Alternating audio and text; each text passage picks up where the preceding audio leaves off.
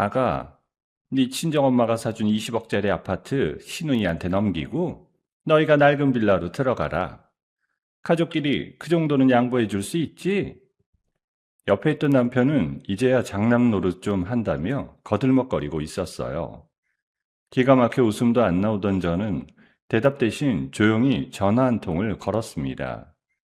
그리고 잠시 후 시댁 식구들은 서로의 머리채를 쥐어뜯으며 싸우기 시작했죠. 도대체 그 전화 한 통에 시댁 식구들이 서로 물어뜯기 시작한 이유는 무엇이었을까요? 지금부터 이 기막힌 가족의 민낯을 전부 까발려 보려고 합니다. 사연 시작 전에 구독 버튼을 눌러주시고 어디서 듣고 계신지 댓글에 남겨주세요. 그곳에 늘 행운이 가득하길 바라겠습니다. 20평 남짓한 카페 안에는 갓 내린 커피 향이 은은하게 떠다니고 있었어요. 저는 마감 정리를 하느라 행주로 테이블을 꼼꼼히 닦고 있었죠. 벽에 걸린 시계가 저녁 9시를 가리키고 있었어요. 오늘 하루도 무사히 마쳤다는 안도감에 작게 한숨을 내쉬는데 출입문에 달린 종이 요란하게 흔들렸어요. 명품 가방을 옆구리에 낀 시어머니 김말순이 마치 자기 집 안방에 들어오듯 성큼성큼 들어왔습니다. 어머니, 이 시간에 어쩐 일로 오셨어요? 저는 행주를 내려놓고 어색하게 웃으며 말했어요. 김말순이 의자를 빼서 털썩 앉으며 저를 위아래로 훑어보았습니다. 시아야, 너 잠깐 앉아봐. 내 긴히 할 얘기가 있어서 왔으니까. 김말순이 손가락으로 맞은편 의자를 까딱거리며 말했습니다. 저는 영문도 모른 채 앞치마를 벗고 그 앞에 마주 앉았어요. 우리 유진이 말이다. 글쎄, 이번에 또 애가 들어섰단다. 넷째야, 넷째. 저는 순간 숟가락을 떨어뜨릴 뻔했어요. 이미 셋이나 되는 조카들도 좁은 빌라에서 부대끼며 사는 형편인데 또 임신이라니요. 아, 그래요. 축하드릴 일이네요. 저는 어떻게 반응해야 할지 몰라 어물쩍 대답했어요. 빈말순이 손바닥으로 테이블을 짝 소리나게 내리치며 몸을 앞으로 기울였습니다. 그래서 말인데, 지하 네 명의로 되어 있는 그 아파트 있지 않니? 이번에 우리 유진이한테 좀 넘겨줘야겠다. 저는 제 귀를 의심했습니다. 지금 이 사람이 무슨 말을 하는 건지 머리로 이해가 안 됐어요. 어머니, 지금 뭐라고 하셨어요? 제가 잘못 들은 것 같은데요? 잘못 들은 거 아니야. 좁은 빌라에서 엠넷을 어떻게 키우니? 가족끼리 그 정도는 양보해 줄 수 있지? 저는 어이가 없어서 헛웃음이 나왔어요. 그 아파트는 친정엄마가 평생 식당 일로 손마디가 굵어지도록 모은 돈으로 사주신 집이었거든요. 시댁에서 돈 한 푼 안 보태줘서 단칸방에서 시작한 저희 부부를 안쓰러워하시던 엄마가 정말 피땀 흘려 모은 돈으로 마련해 주신 제 명의의 보금자리였어요.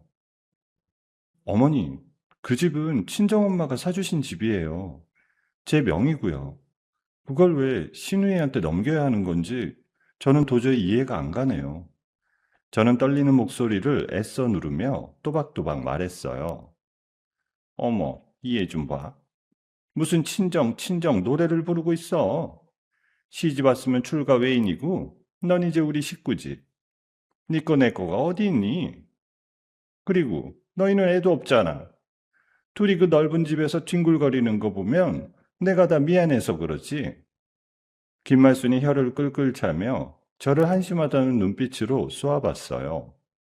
저는 무릎 위에 올린 두 손을 꽉 쥐었습니다. 손바닥에 손톱이 파고드는 게 느껴졌죠. 그 순간 카페 문이 다시 열리고 남편 박민환이 들어왔어요. 마침 학원 수업을 마치고 어머니 모시러 들른 모양이었습니다. 박민환은 상황을 한눈에 파악한 듯 제 옆자리에 와서 앉았어요. 저는 한 줄기 희망이 보이는 듯해 박민환을 바라봤습니다. 이 사람만큼은 제 편을 들어주겠지 싶었거든요. 지아야, 어머니 말씀이 맞아. 우리야 둘이 살면 어디 살아도 되잖아. 동생네 빌라로 옮겨도 큰 문제 없고. 저는 박민환의 얼굴을 멍하니 쳐다봤어요. 이 남자가 지금 정말 제 남편이 맞나 싶었죠. 여보, 지금 그걸 말이라고 해? 그 집이 누구 돈으로 산 집인데. 저는 박민환의 손을 어깨에서 거칠게 떼어내며 말했습니다. 장모님이 사주신 거 알지? 근데 지아야, 내가 장남이잖아. 가족을 위해서 그 정도 희생은 해야지. 애가 넷이야, 넷. 박민환이 마치 도덕 선생님처럼 저를 타이르듯 말했습니다. 김말순이 옆에서 흐뭇하게 고개를 끄덕였어요.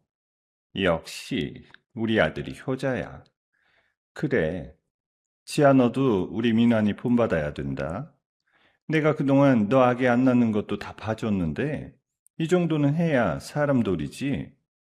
김말순이 손등으로 입을 가리며 점잔을 빼고 웃었어요. 여자가 돈에 욕심 많아서 애가 안 들어선다. 그 시누이는 돈도 없이 애를 넷이나 낳는데 너는 이기적이다. 그동안 단둘이 있을 때마다 제 가슴에 비수를 꽂던 그 말들이 한꺼번에 떠올랐어요. 저는 천천히 자리에서 일어섰습니다. 테이블 모서리를 짚은 손이 미세하게 떨리고 있었죠. 머릿속이 차갑게 식어가는 게 느껴졌습니다. 어머니, 오늘은 너무 갑작스러워서 제가 정신이 없어요. 생각할 시간을 좀 주세요. 저는 입꼬리를 억지로 끌어올리며 말했습니다. 그래, 잘 생각해봐. 며칠 안에 답 줘야 된다. 유진이 배불러 오기 전에 짐 빼야 되니까. 김말순이 가방을 챙겨 들고 일어섰어요. 박민환도 따라 일어서며 제게 의미심장한 눈빛을 보냈습니다. 지아야, 잘 생각해봐. 어머니 말씀이 다 맞는 말씀이야. 박민환이 카페 문을 나서기 직전 그렇게 한마디 던지고 사라졌어요. 저는 두 사람의 뒷모습이 완전히 사라질 때까지 그 자리에 못 박힌 듯 서 있었습니다. 문에 달린 종소리가 잦아들고 카페 안에 정적이 흘렀어요. 다리에 힘이 풀려 의자에 털썩 주저앉았습니다. 엄마 얼굴이 떠올랐어요. 평생 식당 주방에서 뜨거운 기름 튀어가며 일하시던 그 거친 손이요. 그 돈으로 사주신 집을 시집 식구들 좋으라고 갖다 바치라고요. 가족끼리 양보 못하냐는 말이 머릿속에서 빙빙 돌았습니다. 가족이라는 이름으로 평생 저를 갉아먹어온 사람들이었어요. 다정한 척 가면을 쓰고 단둘이 있을 때면 살을 발라내던 그 입, 옆에서 보고도 못 본 척, 듣고도 못 들은 척하던 무능한 남편, 그리고 마침내 오늘 친정엄마의 마지막 자존심까지 빼앗아 가겠다는 선전포고. 저는 천천히 자리에서 일어나 카페 출입문으로 걸어갔어요. 문을 잠그고 블라인드를 모두 내렸습니다. 그리고 카운터로 돌아와 휴대전화를 집어들었죠. 연락처를 한참 내리다 한 이름에서 손가락을 멈췄어요. 대학 동기이자 이혼 전문 변호사로 잔뼈가 굵은 친구 수진의 이름이었습니다. 신호음이 두 번 가기도 전에 수진이 전화를 받았어요. 수진아, 나야. 늦은 시간에 미안한데 너한테 상담 좀 받아야 될 것 같아. 저는 떨리는 목소리로 말을 시작했습니다. 지아야, 무슨 일인데? 목소리가 왜 그래? 나 이혼하려고. 혹시 나 좀 도와줄 수 있을까? 저는 천천히 카운터에 몸을 기대며 말을 이었습니다. 오늘 카페에서 있었던 일을 하나도 빠짐없이 수진에게 털어놓았어요. 수진은 한참을 듣더니 짧게 한숨을 내쉬었죠. 지아야, 잘 들어. 지금부터 내가 하라는 대로만 해. 일단 오늘부터 시댁이랑 주고받는 모든 통화 녹음해. 가계부, 통장 내역, 카드 명세서 전부 다 사진 찍어서 클라우드에 백업해두고. 너 이제 진짜 전쟁 시작하는 거야. 저는 말없이 고개를 끄덕였습니다. 수화기 너머로 수진의 키보드 두드리는 소리가 빠르게 들려왔어요. 수진아, 고마워. 나 이제 진짜 안 참을 거야. 저는 카페 창밖으로 보이는 가로등 불빛을 응시하며 말했습니다. 남편이 출근하면 내일 아침부터 집안 곳곳을 뒤져야 했어요.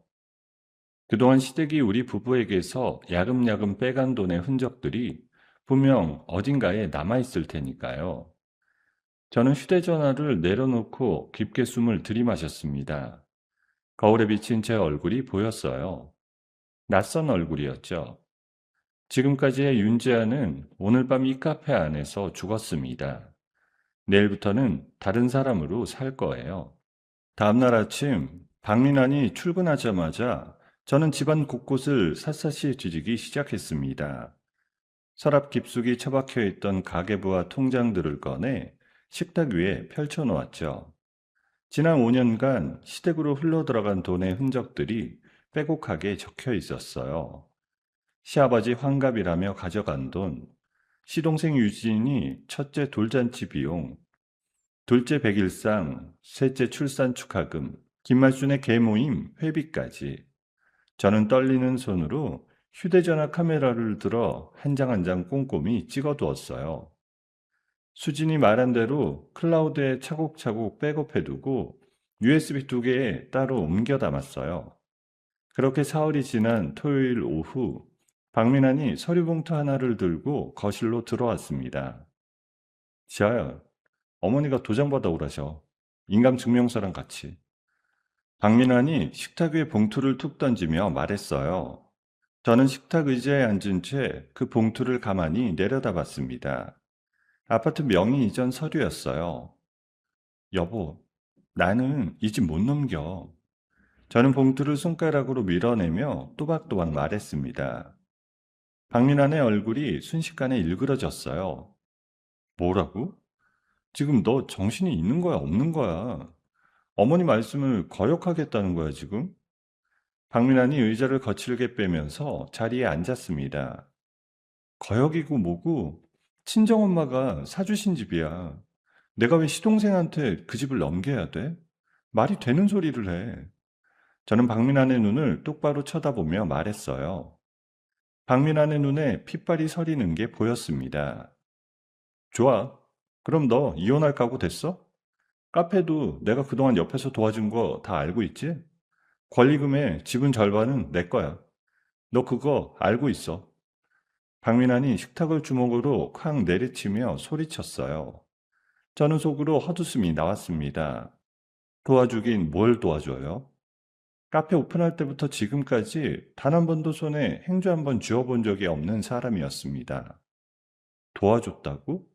당신이 우리 카페에서 뭐 하나라도 한 적이 있어?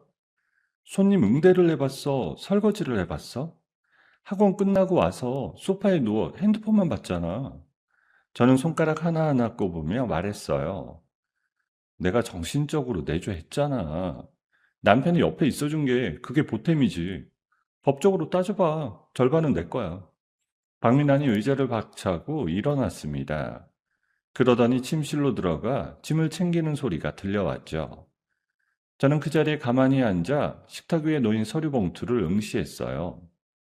손가락 끝이 미세하게 떨렸지만 마음은 오히려 차분해졌습니다. 박민아는 가방을 들고 현관으로 나가며 신발을 거칠게 신었어요. 지아야, 다시 한번 잘 생각해. 너 이혼하면 빈털털이 돼. 박민환이 현관문을 쾅 닫고 나가버렸습니다. 저는 천천히 일어나 식탁 위 서류 봉투를 그대로 들어 냉장고의 깊숙한 곳에 던져 넣었습니다. 그때 휴대전화가 울리기 시작했어요. 발신자는 시동생 박유진이었죠. 저는 통화 녹음 버튼을 미리 눌러두고 전화를 받았습니다. 새언니, 나야, 유진이. 새언니 진짜 이럴 거야? 우리 애들이 좁은 집에서 얼마나 고생하는지 알기는 해? 박유진이 단도직입적으로 매달리기 시작했어요. 유진아, 너희 부부가 알아서 해야지. 왜 나한테 그래? 저는 일부러 차분하게 대답했어요. 새언니가 그러고도 큰 며느리야? 우리 셋째가 천식 있는 거 알면서 그 곰팡이 쓴 빌라에 계속 두라는 거야? 새언니 자식 없다고 남의 자식 귀한 줄도 몰라? 박유진이 갑자기 목소리를 높이며 협박조로 나왔습니다. 저는 입술을 깨물었어요. 자식 없다는 말로 또 후벼파고 들어오는 게 김말순과 똑같았죠. 유진아, 그 빌라 곰팡이 슬게 만든 거 너랑 네 남편이지 내가 아니잖아. 애 새 키울 형편도 안 되면서 넷째까지 가진 건 누구야? 저는 처음으로 시동생에게 직설적으로 받아쳤습니다. 수화기 너머에서 박유진이 숨이 막힌 듯 잠시 말을 잇지 못했죠. 새언니, 진짜 사람이 어쩜 그래? 내가 엄마한테 다 일러 바칠 거야. 두고 봐.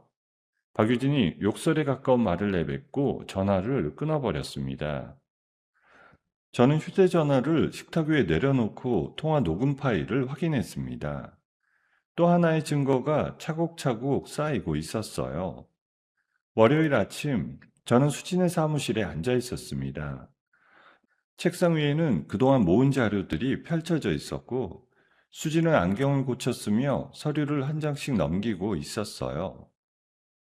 지아야, 일단 카페 지분 방어는 걱정 안 해도 돼. 박민환이 카페 운영에 직접 기여한 증거가 하나도 없잖아. 카페 명의도 너고 자금 출처도 명확하니까. 수진이 펜으로 서류 한 장을 톡톡 두드리며 말했습니다. 그래도 그 사람 변호사 쓰면 어떻게 나올지 모르잖아. 뭐든 트집 잡으려고 들 텐데. 저는 양손을 깍지 끼고 말했어요. 트집 잡아봐야 우리한테는 더 좋아. 유책사유 잡으면 게임 끝이거든. 지아야, 박민환 요즘 좀 이상한 점 없어? 외박이라든가 카드 사용 내역이라든가. 수진이 안경 너머로 저를 빤히 쳐다봤어요. 저는 잠시 생각에 잠겼습니다. 그러고 보니 박민환이 최근 두세 달 사이 학원 회식이 잦다며 늦게 들어오는 일이 부쩍 많아졌어요. 학원 회식 핑계로 늦게 들어온 적이 많아. 한 달에 너댓 번은 아예 외박했고. 카드 명세서 좀 봐봐. 평일 저녁이나 주말에 너랑 같이 쓴 결제 빼고 의심 가는 결제 내역 있으면 표시해서 나한테 보내. 알겠지? 수진이 노트북을 닫으며 단호하게 지시했어요. 저는 그날 저녁 집으로 돌아와 박민환의 서재 책상 서랍을 열었습니다. 가지런히 정리된 카드 명세서들을 꺼내 한 장씩 펼쳐 놓았어요. 평일 저녁 11시 무렵 강남 학원가 근처 고급 레스토랑 결제, 새벽 1시 모텔촌 인근 호텔 결제, 같은 패턴이 두 달 동안 일정한 간격으로 반복되고 있었습니다. 저는 결제일과 금액을 따로 노트에 옮겨 적었어요. 손이 떨리지도 않았고 눈물도 나지 않았습니다. 오히려 머릿속이 얼음장처럼 맑아졌죠. 박민환, 너 이거였구나. 마마보이인 줄 알았더니 마마보이의 바람둥이였어? 저는 노트를 덮으며 작게 중얼거렸습니다. 마마의 치마폭에 숨어 부인 등쳐먹는 것도 모자라 다른 여자까지 만나고 있었다니. 이 결혼 생활이 얼마나 거대한 사기였는지 이제야 또렷이 보이기 시작했습니다. 같은 시각 동네 부동산 사무실 한쪽 응접실에서는 김말순이 박 회장 앞에 앉아 있었어요. 테이블 위에는 한약방에서 사왔다는 비싼 보약 상자가 놓여 있었고요. 회장님, 우리 며느리가 영 불효막심해서 제가 다 속이 터집니다. 며느리 카페가 회장님 건물에 들어있다면서요. 자식 같은 마음에 한 말씀 드리려고 왔어요. 김말순이 박 회장의 손을 덥석 잡으며 호들갑을 떨었습니다. 김 사장님, 무슨 일이신데 그러십니까? 차근차근 말씀해 보세요. 박 회장이 보약 상자를 흘낏 보며 입꼬리를 올렸어요. 김말순이 며느리가 시댁재산을 빼돌리고 시동생 자식들을 학대했다는 식으로 없는 이야기를 지어내기 시작했어요. 저는 그 시각 집에서 박민환의 카드 명세서를 한 장씩 사진 찍어 수진에게 전송하고 있었습니다. 밤이 깊어가는 줄도 모르고요. 며칠이 지나도록 저는 박민환의 전화를 받지 않았습니다. 문자도 카톡도 모두 무시한 채 묵묵히 카페 영업과 증거 수집에만 몰두했죠. 연락이 끊기자 박민환은 점점 더 발광하기 시작했습니다. 토요일 오후 2시 카페 안은 평소처럼 단골 손님들로 북적이고 있었어요. 저는 카운터에서 라떼 2잔을 내리고 있었습니다. 그때 출입문이 부서질 듯 거칠게 열리며 박민환이 들이닥쳤어요. 머리는 산발이고 셔츠 단추는 어긋나게 채워져 있었습니다. 윤지야, 너 일이 안 나와? 박민환이 카페 한가운데 서서 소리쳤습니다. 손님들이 일제히 그쪽을 돌아봤어요. 저는 라떼 잔을 내려놓고 침착하게 앞치마를 매만졌죠. 여보, 손님들 계셔. 할 말 있으면 가게 끝나고 해. 저는 카운터를 사이에 두고 박민환을 마주 봤어요. 손님이 무슨 손님이야. 이 카페 절반은 내 거라니까. 내 거 내가 가져가겠다는데. 왜? 박민환이 카운터 안쪽으로 성큼성큼 들어오기 시작했어요. 저는 본능적으로 포스기 앞을 가로막았습니다. 들어오지 마. 여기 직원 외엔 아무도 못 들어와. 비켜. 이 장부 내가 가져갈 거야. 포스기도 다 내 거라고. 박민환이 제 어깨를 거칠게 밀쳤어요. 저는 카운터 모서리에 옆구리를 부딪히며 휘청거렸습니다. 박민환은 그 틈에 포스기 단말기를 양손으로 잡고 뽑아내려고 발광했어요.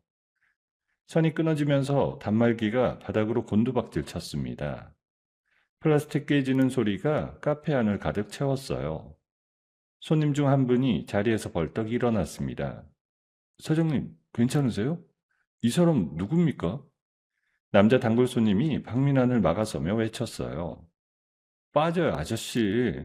부부 일에 끼어들지 말고. 박민환이 단골 손님을 밀쳐내며 다시 카운터 서랍으로 손을 뻗었습니다.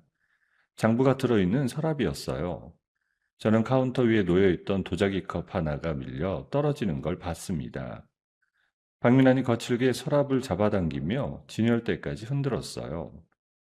원두 봉투들이 우수수 쏟아져 내렸습니다. 여자 단골 손님 한 분이 비명을 지르며 휴대전화를 들었어요. 경찰 부를게요. 사장님 다치시겠어요. 여자 단골 손님이 떨리는 손가락으로 통화 버튼을 눌렀습니다. 박민환, 너 지금 한 지 다 책임져야 할 거야.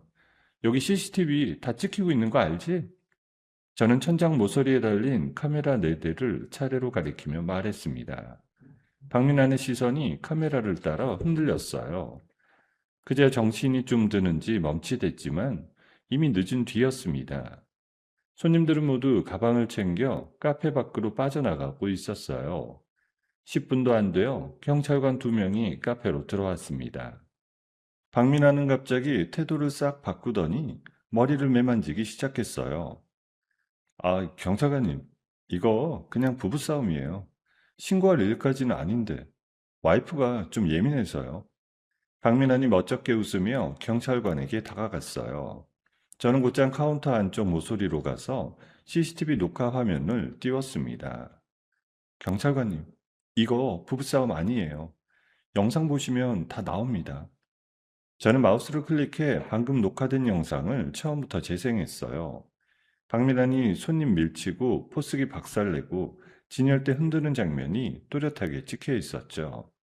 박민환의 얼굴이 새파랗게 질렸습니다. 잠깐만요. 저건 그냥 실수로. 제가 좀 흥분해서 그런 거지. 박민환이 변명을 늘어놓으며 경찰관을 붙잡았어요. 선생님, 일단 저희랑 같이 가셔서 조사 좀 받으셔야겠어요.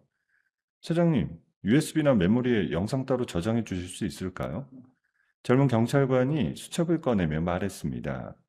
저는 미리 책상 서랍에서 USB를 꺼내 영상을 옮기고 있었어요. 네, 여기 있어요. 그리고 손님들 진술도 필요하시면 연락처 받아두겠습니다. 단골들이라 협조해 주시기로 하셨고요. 저는 USB와 손님 연락처가 적힌 메모지를 함께 건넸어요. 박민아는 경찰관 손에 이끌려 카페 밖으로 나가면서 저를 쏘아봤죠. 윤지야, 너 두고 봐. 이걸로 끝낼 줄 알아? 박민환이 이를 갈며 마지막 한마디를 내뱉고 사라졌습니다. 저는 텅 빈 카페 한복판에 서서 깨진 도자기 조각들을 내려다봤어요. 원두봉투에서 흘러나온 갈색 알갱이들이 바닥 여기저기 흩어져 있었어요. 손이 부들부들 떨렸지만 입꼬리는 살짝 올라갔습니다. 이 영상이 얼마나 큰 무기가 될지 박민환은 꿈에도 모를 거예요. 저는 빗자루를 들고 천천히 바닥을 쓸기 시작했습니다. 다음날 아침 친정엄마에게서 다급한 전화가 걸려왔어요. 지아야, 너 어떻게 된 거니? 동네 맘카페에 너에 대한 글이 쫙 깔렸어. 시댁 재산 빼돌리는 독한 며느리라고. 엄마 친구가 보고 알려줬어. 친정엄마의 목소리가 떨리고 있었어요. 저는 휴대전화를 손에 든 채 카페 노트북 앞으로 달려갔습니다. 지역 맘카페 사이트를 열어 검색창에 카페 이름을 쳤습니다. 게시글이 줄줄이 떠올랐어요. 낯 익은 닉네임 하나가 메인에 떡하니 박혀 있었죠. 말순맘 김여사라는 닉네임이었어요. 김말순, 진짜 끝까지 가보자는 거지? 저는 게시글을 하나씩 캡처하기 시작했어요. 내용은 가관이었습니다. 며느리가 시동생 자식들 굶기고 시댁재산 가로챘다. 남편을 종부리듯 무시한다. 카페 위생 상태가 엉망이라 단골들이 떠나고 있다. 밑에는 동조하는 댓글이 수십 개씩 달려 있었어요. 이름이 다른 두세 개의 닉네임이 유독 자주 등장하며 김말순의 글에 호응했어요. 박유진과 박민환이 분명했습니다. 이미 단골 손님 몇 분이 카톡으로 게시글 캡처를 보내오고 있었어요. 손님들도 술렁이는 분위기가 느껴졌습니다. 일주일이 지나자 매장 매출은 반토막이 났어요. 평소 점심시간이면 자리가 없어 돌아가던 단골들이 발길을 뚝 끊었습니다. 저는 마감 시간에 텅 빈 매장을 보며 한숨을 내쉬었죠. 그날 저녁 수진 사무실에서 마주 앉았습니다. 수진은 게시글 캡처본을 노트북 화면에 띄워놓고 있었어요. 지아야, 이거 사이버 명예훼손에 모욕죄까지 다 걸려. IP 추적해서 작성자 특정하면 끝나. 김말순 본인이 작성했다는 거 입증되면 형사고소 들어가는 거야. 수진이 차분하게 설명했어요. 그래, 들어가자. 더 이상은 못 참아. 저는 수진이 내민 고소장에 망설임 없이 서명했습니다. 펜을 내려놓는 손이 단단하게 굳어 있었어요. 다음날 아침 카페로 출근하는 길에 휴대전화 한 통이 울렸습니다. 거래처 원두 납품업체 사장이었어요. 윤 사장님, 이거 정말 죄송한 말씀인데요. 이번 달부터 거래를 좀 끊어야 될 것 같아요. 원두업체 사장이 말끝을 흐렸습니다. 사장님, 갑자기 그게 무슨 말씀이세요? 저희 결제 한 번도 밀린 적도 없는데. 저는 길 한복판에 멈춰서며 물었습니다. 그게요.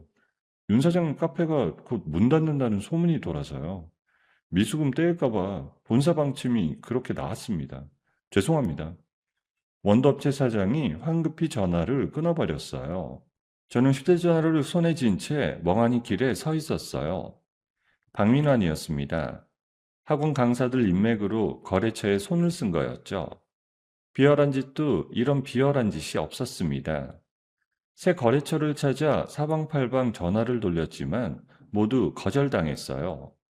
지역 상권 안에서 이미 제 카페에 대한 악성 소문이 파다하게 퍼져 있었거든요. 밤마다 노트북을 켜고 전국 원두 농장을 검색하다 새벽에 잠시 눈을 붙이는 날들이 이어졌습니다. 그러던 어느 오후 매장 카운터 앞에서 머리가 어지럽더니 시야가 까매졌어요. 바닥이 빠르게 다가오는 게 느껴졌죠. 저는 차가운 타일 바닥에 쓰러진 채 의식을 잃어버렸습니다. 알바생이 비명을 지르며 119를 부르는 소리가 멀리서 어렴풋이 들려왔어요. 링거를 맞고 텅 빈 카페로 돌아온 그날 저녁, 저는 카운터 안쪽 사무실 의자에 깊이 몸을 묻었습니다. 벽에 걸어둔 친정엄마와 찍은 사진을 한참 동안 응시했어요. 엄마는 모르고 계셨습니다. 이 모든 일을 혼자 감당하기로 마음먹었거든요. 그때 휴대전화에서 알림음이 울렸어요. 흥신소 담당자가 보낸 메일이었습니다. 박민환 미행 결과 첨부. 저는 떨리는 손가락으로 첨부 파일을 열었어요. 화면 가득 사진들이 떠올랐습니다. 박민환이 한 여자의 어깨에 팔을 두르고 모텔 입구로 들어가는 사진. 여자의 옆모습이 또렷하게 찍혀 있었죠. 박민환이 근무하는 학원의 인기 국어 강사 이지연이었습니다. 저는 사진을 한 장 한 장 천천히 넘겨봤어요. 이상하게도 분노보다 통쾌함이 먼저 차올랐죠. 이게 마지막 패가 될 거예요. 가장 결정적인 순간에 꺼내들 카드. 저는 사진들을 별도 폴더에 저장하고 카페 사무실 불을 껐습니다. 매장 안에 정적이 흘렀습니다.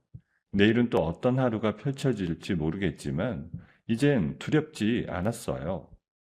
루머 사건이 있은 지 2주가 지난 어느 화요일 오후였습니다. 매장에 손님 한 명 없는 한산한 시간이었죠. 말끔하게 정장을 차려입은 중년 남자 한 명이 카페 안으로 들어왔습니다. 처음 보는 얼굴이었어요. 남자는 명함 한 장을 카운터 위에 내려놓았습니다. 대리인 윤재석이라는 이름이 박혀 있었어요. 윤재하 사장님 되시죠? 박 기장님 대리로 왔습니다. 잠시 시간 좀 내주시죠. 윤재석이 안경을 고쳤으며 앞자리에 앉았어요. 저는 행주를 내려놓고 그 맞은편에 앉았습니다. 박 회장님께서 무슨 일로 사람을 보내셨어요? 저는 명함을 매만지며 물었습니다. 다름이 아니라 건물 리모델링이 결정되었어요. 한 달 안에 매장 비워주셔야겠습니다. 윤재석이 서류 한 장을 테이블 위에 펼쳤어요. 저는 헛웃음이 나왔습니다. 한 달이라뇨. 제 임대차 계약 만료까지 6개월이나 남았어요. 이건 말이 안 되는 통보예요. 저는 서류를 손가락으로 밀어내며 말했어요. 사장님, 박 회장님께서 좋게 말씀하실 때 따라주는 게 좋을 겁니다. 명도 소송도 불사하겠다는 입장이시고요. 전기 수도도 끊길 수 있습니다. 윤재석이 의자의 등을 깊이 기대며 협박조로 말했습니다. 저는 손바닥에 식은땀이 차오르는 걸 느꼈어요. 지금 협박하시는 거예요? 상가 임대차 보호법이라는 게 있어요. 막무가내로 이렇게는 못 쫓아내요. 저는 목소리를 높이며 또박또박 받아쳤죠. 법 좋아하시네. 이 동네에서 박 회장님 영향력이 어떤지 모르시나 봐요. 잘 생각해서 결정하세요. 윤재석이 자리에서 일어서며 명함을 한 번 더 툭툭 두드리고 카페를 나가버렸어요. 저는 텅 빈 카페에 홀로 남아 멍하니 창밖을 내다봤습니다. 김말순이 박 회장에게 무슨 짓을 한 게 분명했어요. 원두 거래처도 끊기고 단골들도 빠져나간 마당에 매장까지 잃게 생긴 거죠. 전 재산이나 다름없는 카페였습니다. 저는 사무실 의자에 앉아 머리를 두 손에 묻었습니다.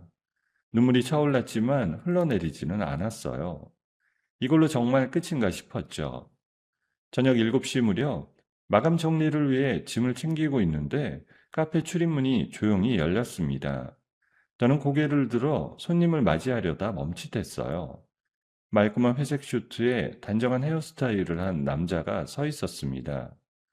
평소 일주일에 두세 번씩 와서 드립 커피만 시켜놓고 노트북을 들여다보던 단골 손님이었어요.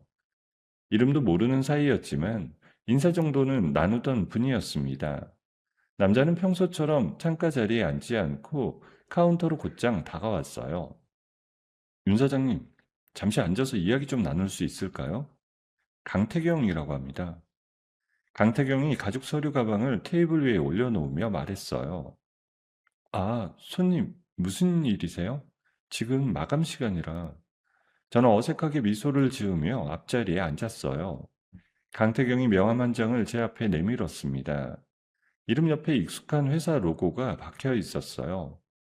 업계에서 미다스의 손이라 불리는 유명 외식 사업 디렉터. 뉴스에서 본 적이 있는 사람이었습니다. 강태경 디렉터님이세요? 저는 그냥 평범한 손님인 줄로만.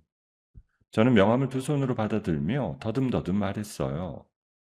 평범한 손님이 맞죠. 지난 8개월 동안 윤 사장님 매장에서 디저트 먹는 게 제 큰 즐거움이었으니까요. 본론부터 말씀드려도 될까요? 강태경이 차분한 목소리로 말했습니다. 저는 말없이 고개를 끄덕였어요. 윤 사장님 디저트 레시피 정말 보석 같습니다. 특히 모아가 타르트랑 얼그레이 가나슈는 강남 인류 호텔 페이스트리 셰프 작품 못지않아요. 제가 그동안 분석을 좀 했거든요. 강태경이 가방에서 두꺼운 서류 봉투를 꺼냈어요. 기획서 표지에 우리 카페 이름이 박혀 있었죠. 디렉터님, 저를 분석하고 계셨다고요? 저는 봉투를 받아들며 손이 떨리는 걸 느꼈습니다. 네, 8개월 동안요. 윤 사장님 메뉴 하나하나 다 먹어봤고 손님 반응도 관찰했습니다. 윤 사장님이 지금 어떤 상황에 처해 있는지도 다 알고 있고요. 강태경이 똑바로 제 눈을 바라봤어요. 저는 봉투한 기획서를 한 장씩 넘겨봤습니다. 브랜드 컨셉, 마케팅 전략, 프리미엄 디저트 라인업, 매장 인테리어 시안까지 빈틈없이 짜여 있었죠. 디렉터님, 이게 다 뭐예요? 이걸 다 혼자 준비하셨다고요? 저는 기획서 마지막 장을 보며 숨을 멈췄어요. 투자 금액란에 적힌 숫자가 눈에 들어왔거든요. 제안 드리는 겁니다. 윤 사장님 레시피와 제 자본, 마케팅 노하우, 그리고 법무팀까지 합쳐서 새 브랜드를 강남에서 다시 시작합시다. 박 회장의 퇴거 통보, 이혼 소송, 거래처 끊긴 문제까지 한 번에 정리해 드릴 수 있습니다. 강태경이 손가락 하나하나 꼽으며 말했어요. 저는 입술이 바짝 마르는 걸 느꼈습니다. 디렉터님, 갑자기 이런 큰일을, 제가 지금 머리가 너무 복잡해서 저는 기획서를 매만지며 말끝을 흐렸습니다. 윤 사장님, 저는 사람을 함부로 보지 않습니다. 그동안 매장에서 윤 사장님이 손님 한 명 한 명 어떻게 대하시는지 다 봤어요. 진심을 담아서 디저트 만드는 그 모습도요. 그런 분이 이 정도 일로 무너지시면 안 됩니다. 강태경이 테이블 위에 두 손을 가지런히 올리며 말했어요. 저는 강태경의 눈을 정면으로 바라봤습니다. 거짓이 없는 눈이었어요. 장사꾼의 셈이 아니라 사람의 진심이 느껴지는 눈빛이었죠. 디렉터님, 솔직히 말씀드릴게요. 저 지금 사면 초과예요. 매장 잃기 직전이고 이혼 소송 준비 중이고 시댁이 가만 안 둘 거고요. 그런 저를 정말 끌어올리실 수 있겠어요? 저는 손에 힘을 주며 또박또박 물었어요. 끌어올린다는 표현은 안 맞습니다. 윤 사장님은 이미 충분한 가치를 갖고 계세요. 저는 그저 옆에서 길을 같이 걸어드릴 뿐이고요. 한번 손잡아 보시겠습니까? 강태경이 오른손을 천천히 내밀었어요. 저는 잠시 그 손을 내려다봤습니다. 손등에 옅은 흉터 자국이 보였어요. 이 사람도 어딘가에서 자기만의 싸움을 해온 사람이라는 게 느껴졌습니다. 저는 천천히 손을 뻗어 강태경의 손을 맞잡았어요. 잘 부탁드립니다, 디렉터님. 저는 짧지만 분명하게 말했습니다. 강태경의 입가에 잔잔한 미소가 번졌어요. 그날 밤 카페에서 우리 두 사람은 비즈니스 파트너십 계약서에 서명했습니다. 펜을 내려놓는 순간 저는 가슴 한복판에 따뜻한 무언가가 차오르는 걸 느꼈어요. 다음날 아침 강태경의 로펌 변호인단이 박 회장 사무실로 들이닥쳤어요. 수십 페이지짜리 내용 증명과 함께 부당한 임대차 계약 해지에 대한 손해배상 청구 예고 서류가 박 회장의 책상 위에 놓였습니다. 청구 금액 칸에 적힌 숫자를 본 박 회장은 안경이 떨어져 나갈 정도로 눈을 부릅떴습니다. 아니, 이거는 좀 너무 과한 거 아닙니까? 사람 좋게 좋게 갑시다. 박 회장이 변호사들 앞에서 사정하기 시작했어요. 회장님, 좋게 갈 단계는 이미 지났습니다. 윤 사장님께 이번 일 정식으로 사과하시고 임대차 계약 원래대로 유지하시죠. 안 그러면 이 서류 그대로 법원에 접수됩니다. 수석 변호사가 자리에서 일어서며 단호하게 말했어요. 박 회장은 그날 오후 대리인 윤재석을 다시 카페로 보내 사죄 편지와 정중한 사과를 전해왔어요. 그러고는 김말순의 전화도 받지 않고 잠적해 버렸습니다. 저는 카운터 안쪽에서 그 광경을 지켜보며 처음으로 큰 숨을 내쉬었어요. 이날 저녁 강태경이 매장에 들렀습니다. 손에는 작은 케이크 상자가 들려 있었어요. 윤 사장님, 첫 위기 잘 넘기신 거 축하드립니다. 자, 본격적으로 시작해 보시죠. 강태경이 케이크 상자를 카운터 위에 올려놓으며 웃었어요. 저는 강태경을 마주보며 함께 웃었습니다. 웃음이 입에서 새어나오는 게 얼마만이었는지 까마득했어요. 다음 날부터 우리는 새 브랜드 런칭을 위한 메뉴 개발에 본격적으로 매진했습니다. 강태경의 마케팅 전략과 제 디저트 레시피가 만나 빠르게 그림이 그려져 갔어요. 하지만 시댁의 발악은 거기서 끝이 아니었습니다. 며칠 후 새벽 사설 보안업체에서 긴급 알림 전화가 걸려왔습니다. 윤 사장님, 자택 현관에서 무단 침입 시도가 감지됐습니다. 즉시 출동했고요. 남자 한 명을 현장에서 제지했습니다. 보안업체 직원이 빠르게 상황을 보고했어요. 저는 휴대전화를 들고 침대에서 벌떡 일어났어요. CCTV 영상이 곧장 휴대전화로 전송됐습니다. 화면 속에는 박민환이 비밀번호를 무작정 누르며 문을 열려고 발버둥 치는 모습이 찍혀 있었어요. 이미 비밀번호를 바꿔두었고 사설 보안까지 걸어둔 줄 모르고 어머니 시키는 대로 문을 따려 한 거였죠. 박민환은 보안 요원에게 가로막히자 욕설을 퍼부으며 도망쳤어요. 다음날 아침 박민환에게서 전화가 걸려왔습니다. 윤지야, 너 진짜 끝까지 이럴 거야? 이혼소장 접수할 거야. 위자료에 재산 분할 다 받아낼 거니까 각오해. 박민환이 이를 갈며 협박했어요. 저는 카페 사무실 의자에 앉은 채 입꼬리를 살짝 올렸습니다. 박민환, 마음대로 해. 나도 준비된 게 많거든. 저는 짧게 한마디만 던지고 전화를 끊었습니다. 곧장 노트북을 열어 흥신소에서 받은 불륜 사진들을 강태경의 법무팀에 전송했어요. 마우스를 클릭하는 손가락에 단단한 힘이 들어가 있었습니다. 이제 진짜 사냥을 시작할 시간이었어요. 다음날 오후 2시 강남 한복판에 있는 대형 학원 본원이었어요. 이지연이 근무하는 그 학원이었습니다. 태경이 연결해준 베테랑 변호사 3명이 학원 대표실 문을 두드렸어요. 저는 매장 사무실에서 휴대전화로 실시간 보고를 받고 있었습니다. 손가락이 키보드 위에서 가만히 떨고 있었어요. 학원 대표실 안 백발이 성성한 학원 대표가 변호사들을 맞이했습니다. 수석 변호사가 가죽 가방을 열고 두꺼운 봉투를 책상 위에 펼쳐 놓았어요. 대표님, 귀하 학원의 간판 강사 2분에 관한 일로 찾아왔습니다. 박민원 강사와 이지영 강사, 2분 다 잘 아시죠? 수석 변호사가 사진들을 한 장씩 늘어놓았어요.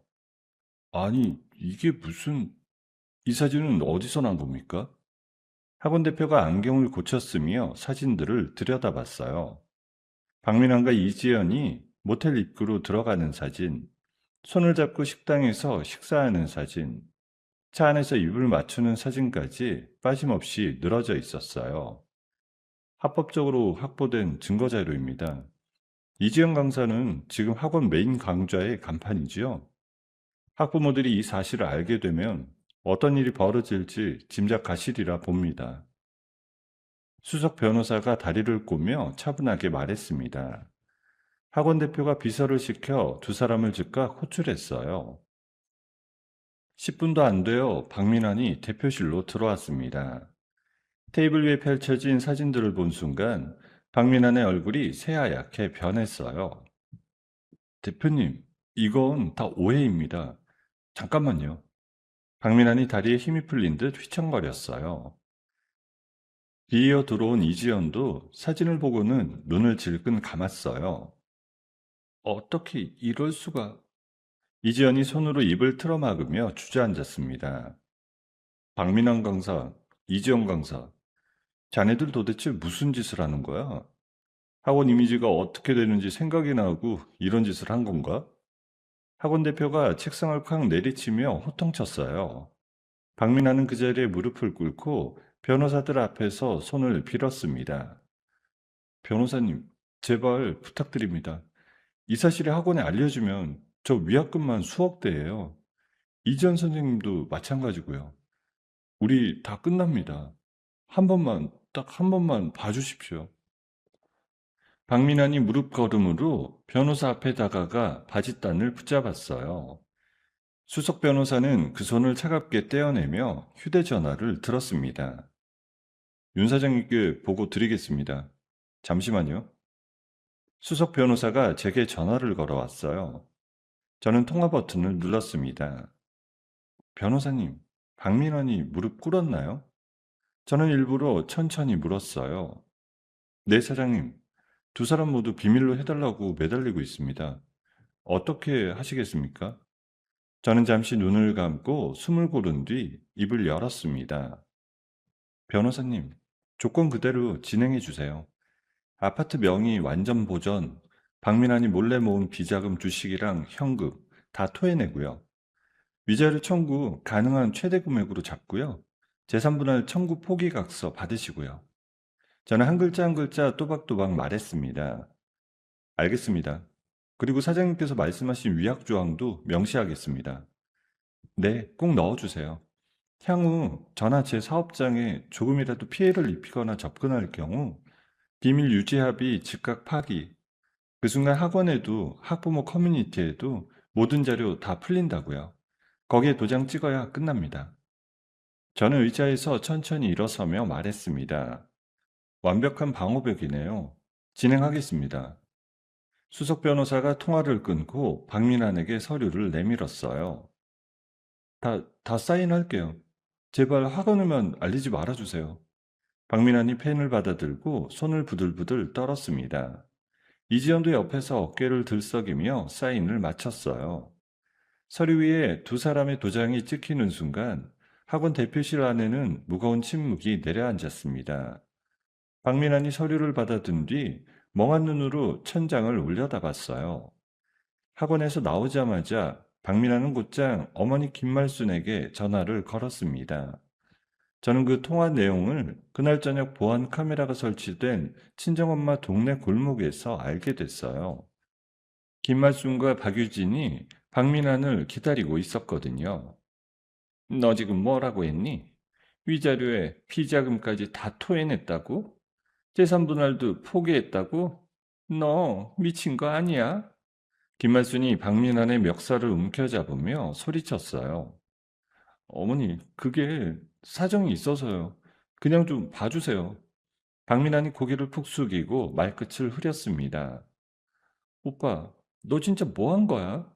그 아파트 우리 거 됐어야 하잖아.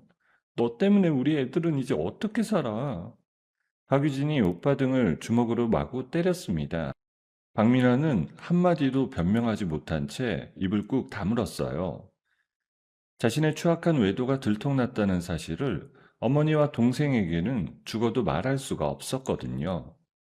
박민아는 다음날 아침 짐가방 하나를 들고 어머니 집을 빠져나가 변두리 고시원에 처박혔습니다. 저는 그 모든 보고를 흥신소를 통해 받으면서 카페 사무실 의자에 앉아 차 한 잔을 천천히 마셨어요. 처음으로 차 맛이 입에 달게 느껴졌습니다. 태경이 카페로 들어왔어요. 손에는 새 매장 인테리어 도면이 들려 있었습니다. 지아씨, 이제 본격적으로 갑시다. 이번 주 안에 강남 매장 계약 마무리하고 다음 달에 오픈해요. 강태경이 도면을 카운터 위에 펼치며 말했어요. 저는 도면을 들여다보며 가슴이 뛰었습니다. 태경 씨, 정말 이렇게 빨리 일이 진행될 줄은 몰랐어요. 저는 도면이 매장 입구 부분을 손가락으로 짚으며 말했어요. 지아 씨가 그동안 해놓은 게 단단해서 그래요. 저는 그 위에 마감칠만 한 거고요. 강태경이 옆에 서서 도면을 함께 들여다보며 말했어요. 저는 강태경의 옆 얼굴을 살짝 훔쳐봤습니다. 이 사람의 다정함이 진심이라는 게 점점 더 분명하게 느껴졌어요. 2주일 만에 기존 카페는 폐업 절차에 들어갔습니다. 저는 단골들에게 직접 손편지를 보내 새 매장 오픈을 알렸습니다. 새 매장은 강남 가로수길 인근 코너에 자리 잡았어요. 도자기처럼 매끈한 흰 외벽에 골드색 간판이 단정하게 박혀 있었어요. 오픈 첫날 새벽 5시, 저는 매장에 도착해 진열장에 디저트를 한 줄 한 줄 채워 넣었어요. 손이 떨려 모아가 타르트 한 개를 떨어뜨릴 뻔했습니다. 오픈 1시간 전부터 매장 앞에 사람들이 줄을 서기 시작했어요. 강태경이 섭외한 유명 인플루언서들이 새벽부터 자리 잡고 있었거든요. 오픈하자마자 첫 손님이 무화과 타르트와 얼그레이 가나슈를 한 입 베어 물고는 눈을 휘둥그레 떴습니다. 와, 진짜 미쳤다. 사장님, 이거 어떻게 만드신 거예요? 여자 인플루언서가 카메라를 들이대며 외쳤어요. 좋게 봐주셔서 감사합니다. 정성껏 만들었어요. 저는 미소를 지으며 짧게 답했습니다. 오픈 4월 만에 SNS에는 우리 매장의 디저트 사진이 도배됐어요. 웨이팅이 2시간을 넘어가는 게 일상이 됐고, 매출은 첫 주 만에 예상치의 3배를 찍었습니다. 오픈 한 달이 지난 어느 늦은 밤이었어요. 매장 마감을 함께 돕던 강태경이 갑자기 카운터 안쪽으로 들어왔습니다. 손에는 흰 장미 꽃다발이 들려 있었어요. 저는 행주를 든 채 멈춰 섰습니다. 지아씨, 잠깐만 시간 좀 내줘요. 강태경이 꽃다발을 제 앞으로 내밀었어요. 태경씨, 이게 뭐예요? 갑자기 무슨 꽃을... 저는 행주를 천천히 카운터 위에 내려놓았죠. 지아씨, 비즈니스 파트너로 생각했지만요. 이제 사업 파트너만으로는 모자랍니다. 평생 옆에서 같이 걷고 싶어요. 진심이에요. 강태경이 한 걸음 더 다가오며 또박또박 말했습니다. 저는 꽃다발을 두 손으로 받아들었어요. 가슴 한복판에 따뜻한 무언가가 차오르는 게 느껴졌어요. 태경 씨, 저는 이혼한 지 얼마 안 된 사람이에요. 상처도 많고요. 태경 씨한테 짐이 될 수도 있어요. 저는 시선을 살짝 내리깔며 말했어요. 지아 씨가 살아온 모든 시간이요.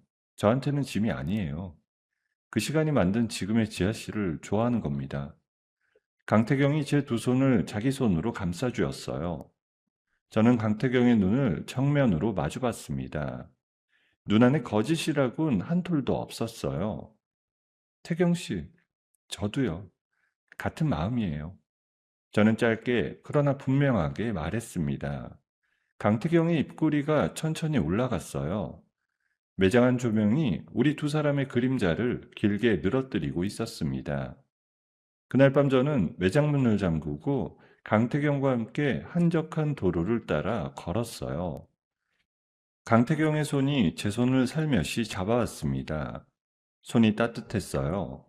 지옥 같던 시댁의 그늘에서 완전히 벗어난 첫밤이었습니다. 저는 한 발짝 한 발짝 내디딜 때마다 가슴이 가벼워지는 걸 느꼈어요. 가로등 불빛 아래 우리 두 사람의 그림자가 나란히 늘어져 걷고 있었습니다. 브랜드 런칭 6개월이 지났습니다. 강남 본점은 매일 아침 오픈 1시간 전부터 줄이 늘어섰고 평일 점심에도 2시간 웨이팅이 기본이 되었어요.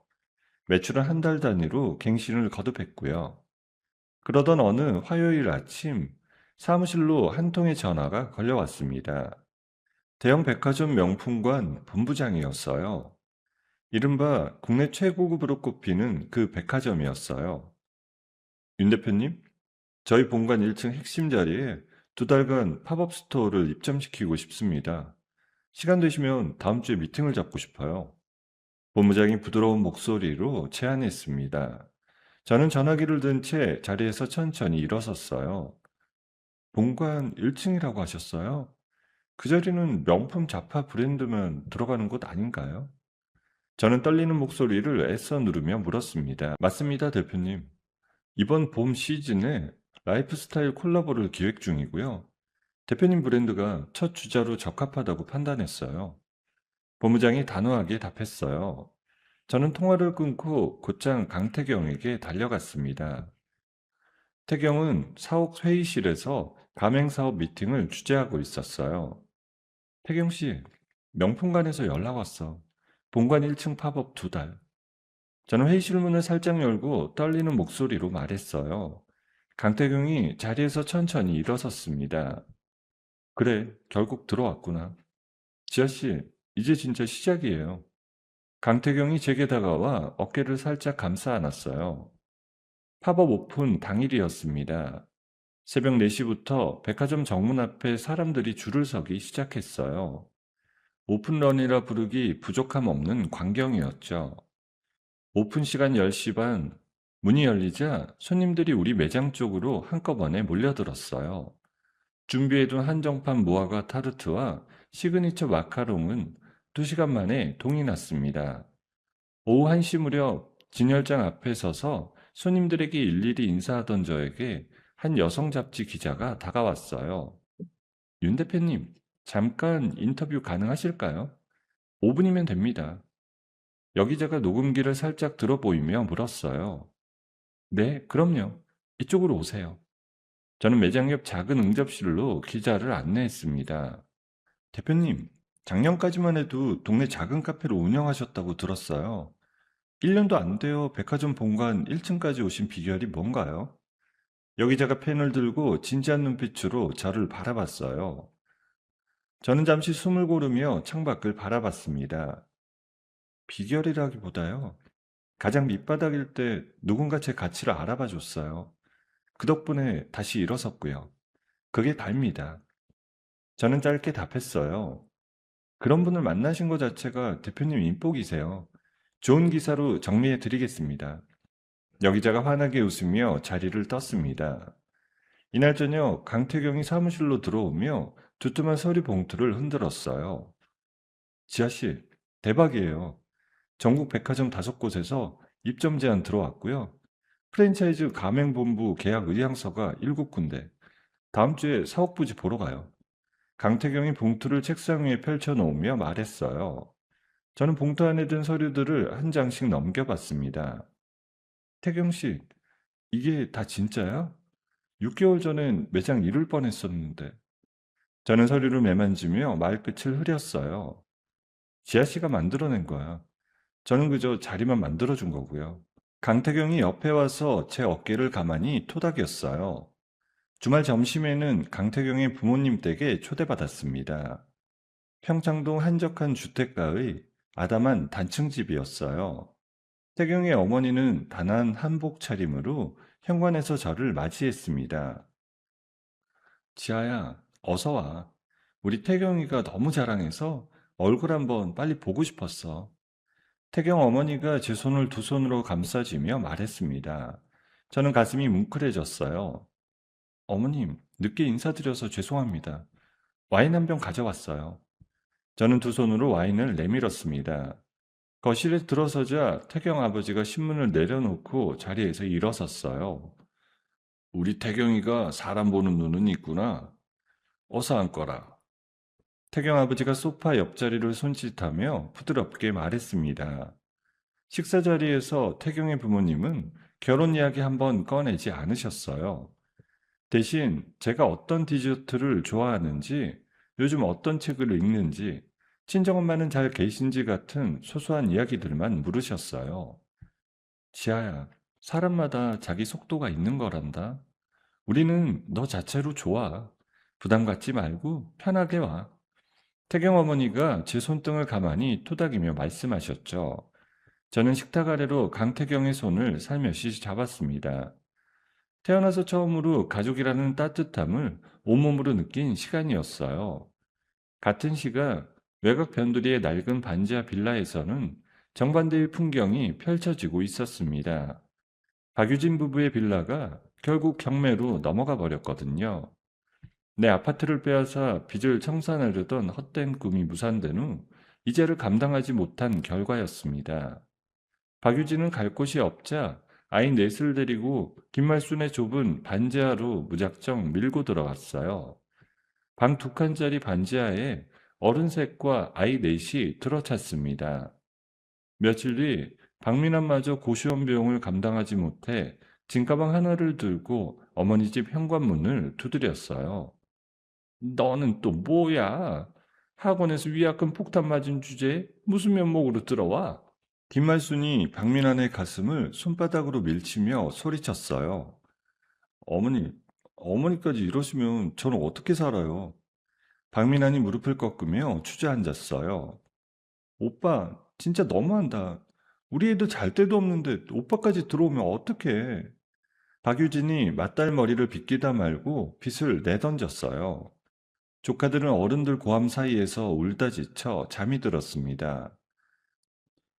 매일 밤 그 좁은 방에서는 돈 문제로 고성이 오갔어요. 서로 멱살을 잡고 머리채를 잡고 뒹구는 일이 다반사였죠. 어느 날 저녁 김말순이 텔레비전 앞에 앉아 리모컨을 만지작거리고 있었어요. 채널을 돌리던 중 한 라이프스타일 프로그램에서 익숙한 얼굴이 화면에 잡혔습니다. 화면 속에는 단정한 베이지색 정장을 입은 제가 백화점 인터뷰석에 앉아 있었어요. 골목 카페에서 시작해 명품관까지 점령한 천재 디저트 디렉터 윤지아 대표를 만나봅니다. 자막이 큼지막하게 화면 아래쪽에 떴습니다. 어머, 저게 누구야? 김말순이 손에 들고 있던 귤을 떨어뜨렸어요. 박민환이 부엌에서 라면을 끓이다가 텔레비전 쪽을 돌아봤습니다. 윤지아 아니야? 박민환이 가스불을 끄는 것도 있고 화면을 노려봤어요. 박유진도 큰 아이 손을 잡고 화면 앞으로 다가왔습니다. 저 여자가 백화점 입점이라고? 저게 말이 돼? 박유진이 손가락으로 텔레비전을 가리키며 외쳤어요. 화면 속 저는 인터뷰 마지막에 차분한 미소로 카메라를 응시하고 있었습니다. 여기자가 마지막 질문을 던졌어요.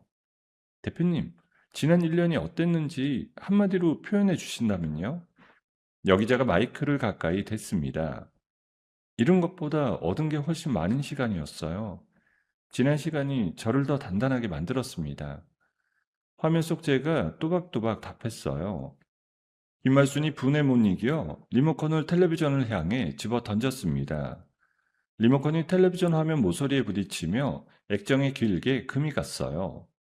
천연이 우리한테 이러고도 저렇게 잘 살아? 박민환, 너 천연 가만 안 둘 거지? 김말순이 박민환의 멱살을 잡으며 으르렁거렸어요.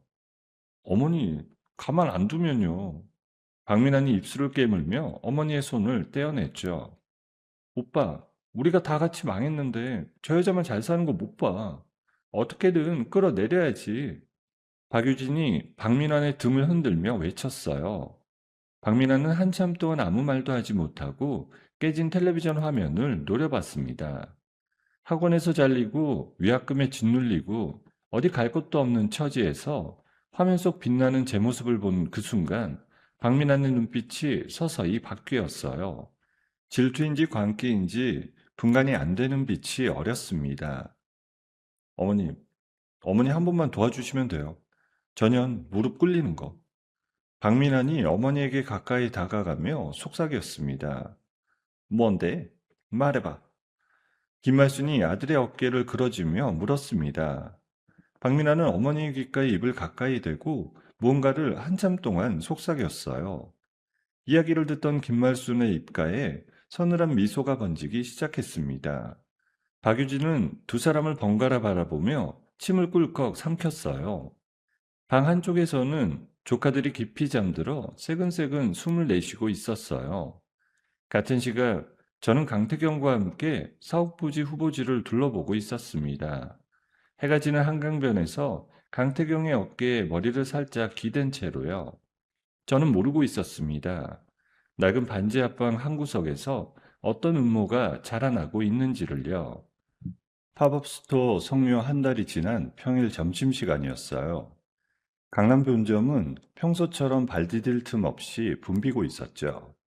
저는 사옥부지 계약 건으로 강태경과 함께 외부 미팅에 나가 있었습니다. 매장에는 점장과 직원 셋이 자리를 지키고 있었습니다.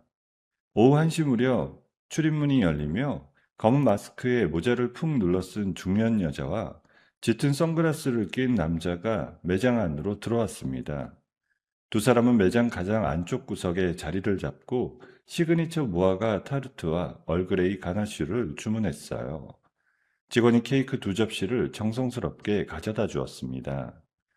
여자가 가방에서 비닐봉지 하나를 꺼내 케이크 단면에 검은 무언가를 깊숙이 쑤셔 넣었습니다.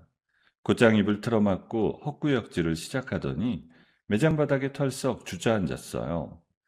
어, 이게 뭐야? 내 입에서 뭐가 나왔어. 여자가 배를 움켜쥐고 비명을 질렀습니다. 남자가 휴대전화 카메라를 케이크에 들이대며 큰 소리로 외쳤어요. 여러분, 이 매장 케이크에 바퀴벌레 나왔어요. 천재 디저트 디렉터의 매장이 이렇습니다.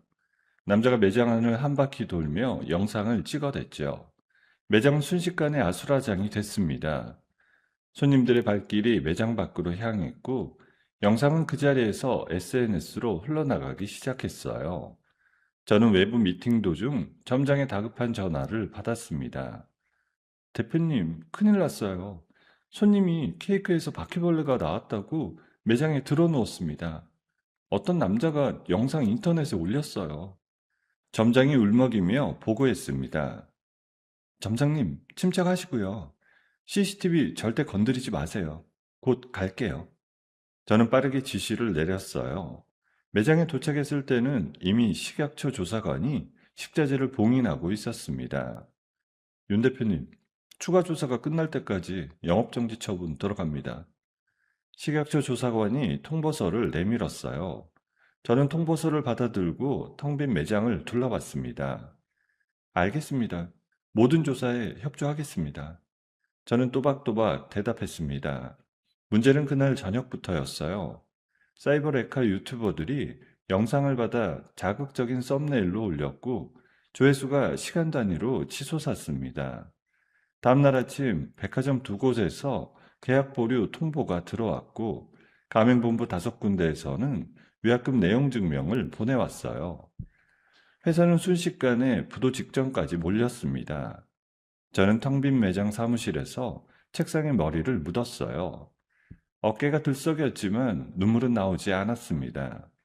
이미 한번 바닥을 쳐본 사람은 우는 법을 잊는 모양이었어요. 그때 사무실 문이 조용히 열렸습니다. 강태경이 따뜻한 차 한 잔을 들고 들어왔어요. 지아씨, 이거 마셔요. 따뜻한 거예요. 강태경이 책상 위에 잔을 내려놓으며 말했습니다. 태경씨, 이번에는 정말 끝일까? 너무 깊은 데까지 와버린 것 같아. 저는 고개를 들지 못한 채 말했습니다. 강태경이 제 옆 의자에 앉아 어깨를 감싸 안았어요. 지아씨, 이번 일 누가 한 짓인지 우리 둘 다 알잖아요. 매장 카메라 12대예요. 사각지대 없고요. 같이 봅시다. 강태경이 제 어깨에 손을 단단히 얹으며 말했어요. 저는 천천히 고개를 들었습니다. 태경씨, 가자. CCTV 보러. 저는 자리에서 일어서며 어깨를 폈습니다. 우리는 매장 사무실 모니터 앞에 영상 분석 전문가와 함께 앉았어요. 사건 시각 영상을 한 프레임씩 천천히 돌려봤습니다. 진열장 거울에 반사된 각도를 띄우자 여자의 손이 가방에서 비닐봉지를 꺼내 케이크 단면에 손가락을 찔러 넣는 결정적인 사초가 또렷하게 잡혔어요. 마스크에 모자에 선글라스로 가려도 그 옆모습은 분명 시어머니였습니다. 옆에서 휴대전화를 들이대던 남자의 손목에 박힌 작은 점도 또렷하게 보였어요. 박민환의 손목에 있던 그 점이었습니다. 김말순, 박민환. 저는 화면을 보며 짧게 두 사람의 이름을 내뱉었어요. 잡았어요. 이번엔 2번 다시 못 일어나게 합시다. 강태경이 화면을 가리키며 말했습니다. 저는 의자에서 일어서서 사무실 창밖을 내다봤어요. 밤거리에 가로등 불빛이 길게 늘어서 있었습니다. 태경 씨, 이번엔 패 다 까야 해. 박민환 학원 불륜 카드까지 다 꺼내자. 저는 창밖을 응시하며 또박또박 말했어요. 지아 씨가 결심했으면 됐어요. 내일 변호인단 소집할게요. 강태경이 제 옆으로 다가와 어깨에 손을 얹었어요. 저는 강태경 쪽으로 살며시 몸을 기댔습니다. 다음날 아침 변호사 사무실에서 수석 변호사가 두꺼운 서류를 펼쳐놓았어요. 윤 대표님, 위약조항 위반 명백합니다. 비밀유지 합의 즉각 파기되고요. 박민환 측 자료 학원에도 학부모 커뮤니티에도 공개해도 법적으로 문제 없습니다. 메이저 방송국 탐사 프로그램 PD도 한 명 알고 있어요. 수석 변호사가 의미심장한 미소를 지었습니다. 사기, 업무방해, 손해배상 청구, 형사 고소까지 한 번에 가요. 화질 개선된 CCTV 영상 PD님께 익명 처리 없이 전부 넘기세요. 저는 의자 팔걸이를 단단하게 그려주며 말했어요. 수석 변호사가 메모지에 빠르게 무언가를 적었습니다. 강태경이 제 손을 살며시 잡아왔어요. 저는 강태경의 손을 마주 쥐었습니다. 이제 이 사냥의 끝을 향해 한 걸음씩 내디딜 차례였어요. 영업정지 처분이 내려진 지 일주일째 되던 금요일 저녁이었습니다. 전국 시청자가 시청하는 메이저 방송국의 탐사 보도 프로그램이 본방송에 들어갔어요. 저와 강태경은 사옥회의실 대형 모니터 앞에 변호인단과 함께 앉아 있었습니다. 한 청년 사업가의 디저트 매장에서 벌어진 위생사건. 그 이면에는 충격적인 진실이 숨겨져 있었습니다. 화면이 곧장 매장 CCTV 영상으로 전환됐어요. 화질이 또렷해진 영상 속에서 한 여자가 가방에서 비닐봉지를 꺼내 케이크에 이물질을 쑤셔 넣는 장면이 슬로우 모션으로 나갔습니다. 전 시어머니 김모 씨, 전 남편 박모 씨라는 자막이 차례로 떴습니다. 이어 박민환과 이지연의 모텔 동반 사진이 모자이크 처리되어 화면에 떴습니다.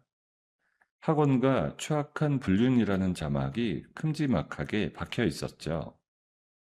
방송 시작 15분 만에 실시간 검색어 상위가 우리 사건으로 도배됐습니다. 지아씨, 여론 완전히 돌아섰어요. 마녀사냥 앞장섰던 유튜버들 벌써 사과 영상 올리고 있고요. 강태경이 휴대전화를 제게 보여줬어요. 이제 시작이야. 학원 쪽도 흘려야지. 저는 펜으로 책상을 톡톡 두드리며 말했습니다. 같은 시각 박민환이 근무했던 학원 앞 거리와 학부모 커뮤니티에는 두 사람의 불륜 증거 자료가 빠짐없이 뿌려졌어요. 학부모들이 격분해 단체 환불 요구와 시위에 들어갔습니다. 학원 대표는 그날 저녁 긴급 이사회를 열어 박민환과 이지연을 즉각 징계 해고하고 위약금 청구까지 발송했습니다.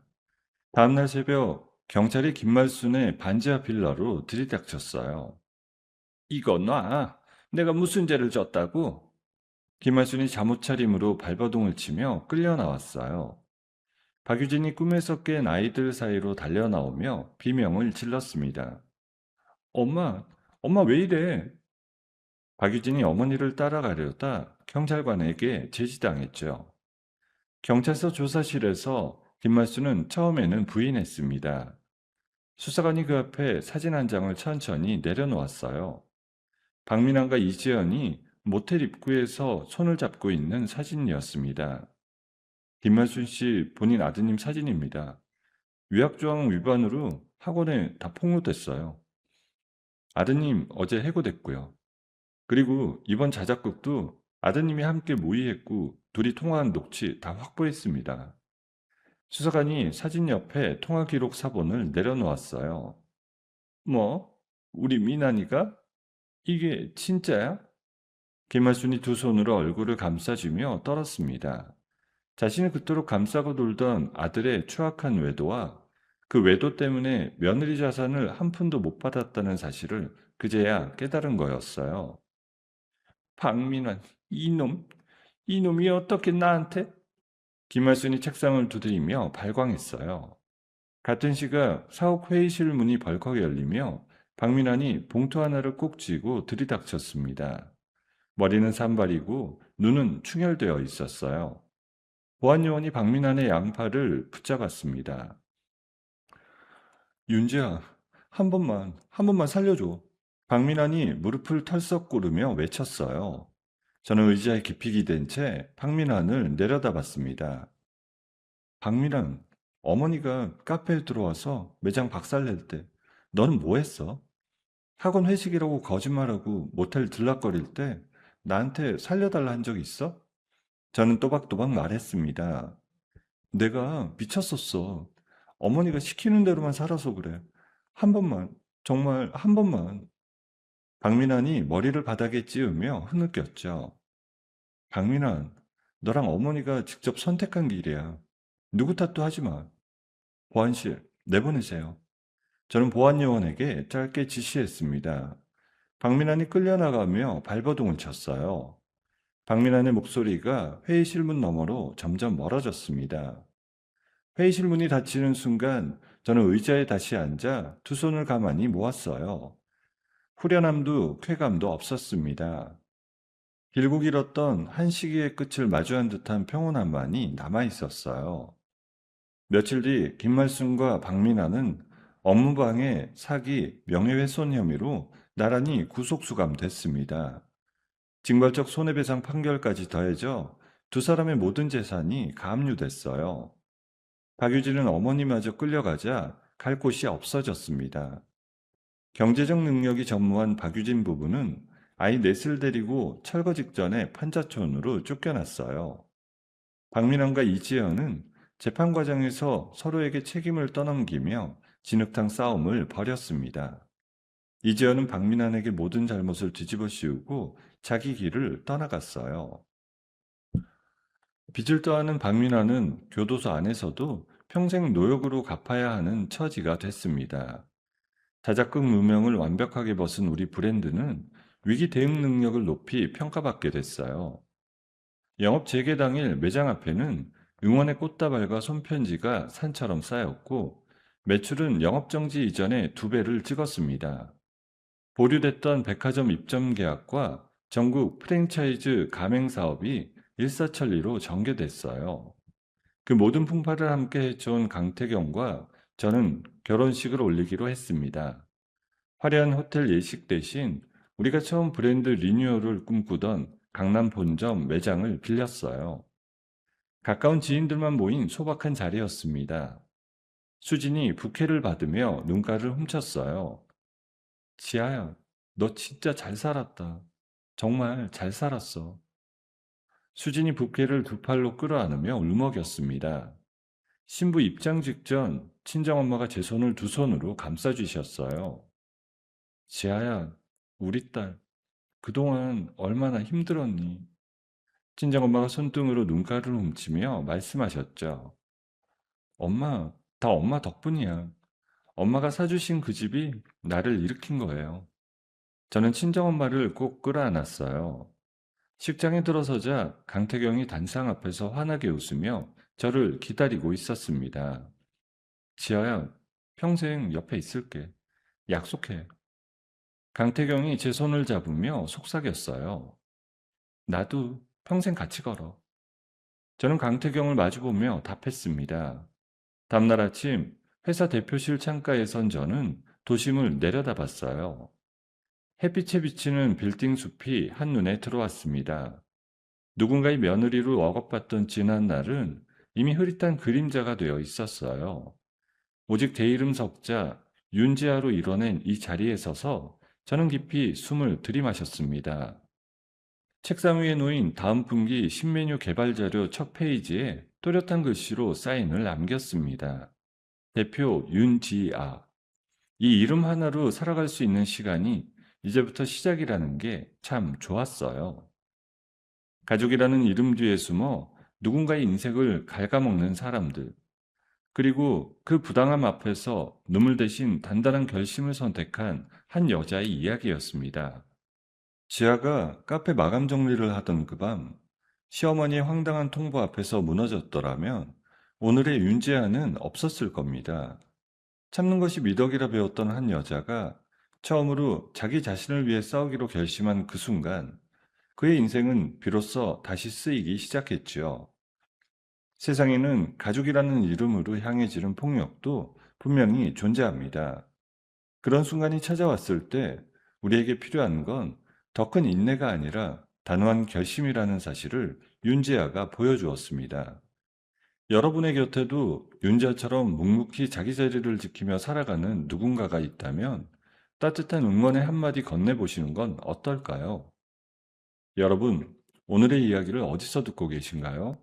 구독 버튼을 눌러주시고 댓글에 남겨주시면 감사한 마음으로 인사드리겠습니다. 감사합니다.